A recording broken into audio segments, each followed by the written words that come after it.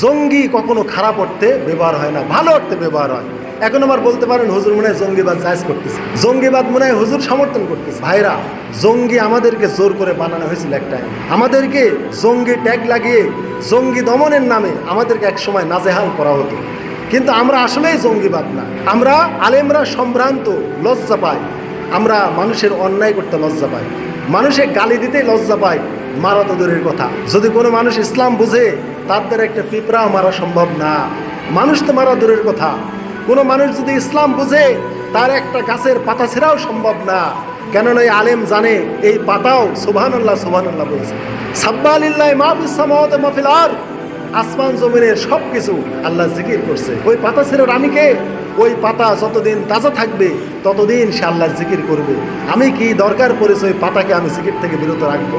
ওই পাতার জন্যই তো আল্লাহ আমাকে আসমান থেকে বৃষ্টি দিচ্ছে। আমি তো নালায়েক গুনাহগার, আমার প্রতি আল্লাহ অসন্তুষ্ট, কিন্তু বৃক্ষ তরুলতার প্রতি আল্লাহ সন্তুষ্ট। আল্লাহ আমাদের পাপের কারণে বৃষ্টি বন্ধ করে দিতে চান, কিন্তু আল্লাহ বৃক্ষ তরুলতা এইগুলির দিকে তাকিয়ে আল্লাহ বৃষ্টি দান করে।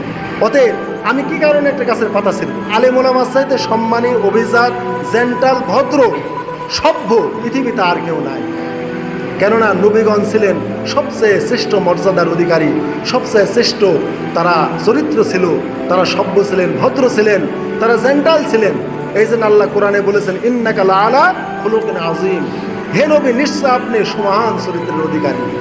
বুইসতুল ইউতিম্মা মাকারিমিল আখলাক, আল্লাহ রাসূল বলেছেন ভালো চরিত্রকে বা উত্তম চরিত্রকে পূর্ণাঙ্গ দেওয়ার জন্য এই পৃথিবীতে আমি প্রেরিত হয়েছি। অতএব যত ভালো চরিত্র, যত মাকারিমিল আখলাক যত আছে, উত্তম চরিত্র, ভালো চরিত্র, সকল কিছুর সমন্বয় ঘটেছিল আল্লাহ রসুলের মধ্যে। এমন কোনো ভালো চরিত্র নেই যা নবীর মধ্যে ছিল না, সব ভালো চরিত্র নবীর মধ্যে ছিল। এই জন্য নবীদের চাইতে ভালো জেন্টাল, ভদ্র, সভ্য আর কোনো মানুষ ছিল না। আর এই নবীদের উত্তরসূরি আলেম ওলামা, এরা সবচাইতে জেন্টাল, সবচাইতে ভদ্র, সবচাইতে সভ্য এবং সবচাইতে শান্তশিষ্ট। আমরা কোনো মানুষকে সহজ আঘাত করিনি। যখন আমার ইসলামের প্রতি আঘাত আসে তখনই কেবল আমরা মুখ খুলি। আমরা কোনো মানুষের সমালোচনা অযথা করি না, কোনো দিন আমরা অযথা বেআইনিভাবে কোনো মানুষের সমালোচনা করি না।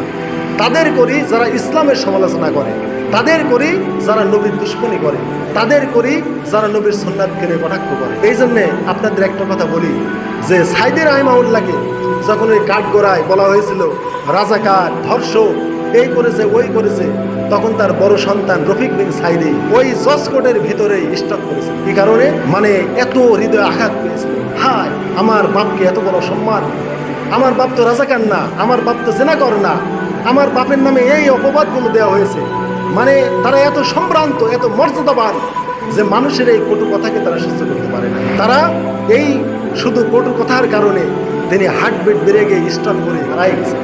তাহলে চিন্তা করেন যে আলেমরা কত সম্ভ্রান্ত এবং মানুষের কথায় তারা কত আঘাত পায়। এই হানজালাকে যে বলেছে এ হচ্ছে জঙ্গি হুজুর, এই বেচারা কত আঘাত পেয়েছে যে হায় আজকে আমি কি করেছি, আমি নবীর পাগড়ি পরার কারণে, জুব্বা টুপি পরার জন্যে আমাকে আজ এই সংসদ ভবনে আজকে জঙ্গি এমপি বলবো।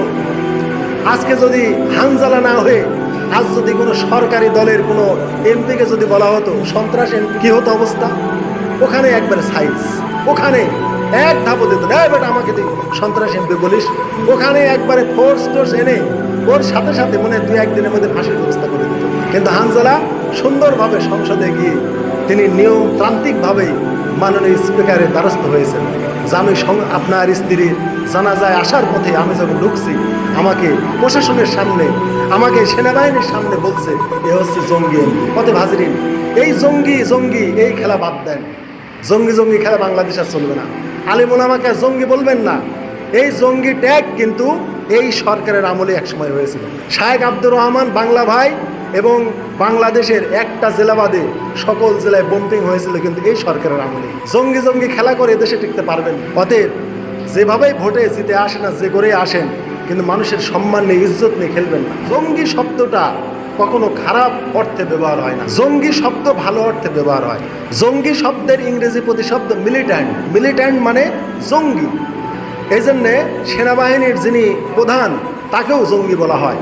যেমন এদেশের ব্রিটিশ কমান্ডারকে জঙ্গি লাট বলা হতো। তাহলে জঙ্গি লাট দ্বারা বড় সম্ভ্রান্ত বা উচ্চ পদস্থ মানে সৈনিককে জঙ্গি লাট বলা। জঙ্গি মিলিট্যান্ট মিলিট্যান্ট কি? Strong pressure to achieve on same. এটাকে বলা হয়েছে যে জঙ্গি বা মিলিট্যান্ট হলো strong pressure to achieve on same.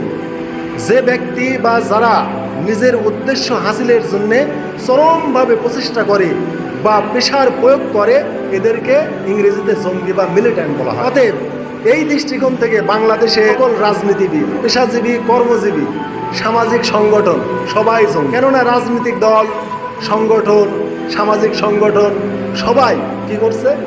নিজ নিজ উদ্দেশ্য হাসিলের জন্য চরম প্রচেষ্টা চালাচ্ছে। রাজনৈতিক দল ভোটে জেতার জন্য, সংসদে যাওয়ার জন্য চরম প্রচেষ্টা চালাচ্ছে, রাত দিন প্রচেষ্টা চালাচ্ছে। সময়কালে প্রেশারও প্রয়োগ করছে। তারা ইঞ্জিনিয়ারিং হোক যে কোনো ভাবে দিয়ে হলেও তারা প্রেশার বা চাপ প্রয়োগ করে হলেও তারা ক্ষমতায় আসার চেষ্টা করছে। এই জন্যে সকল রাজনৈতিক দলও জঙ্গি। জঙ্গি কখনো খারাপ অর্থে ব্যবহার হয় না, কিন্তু খারাপ অর্থে ব্যবহার করা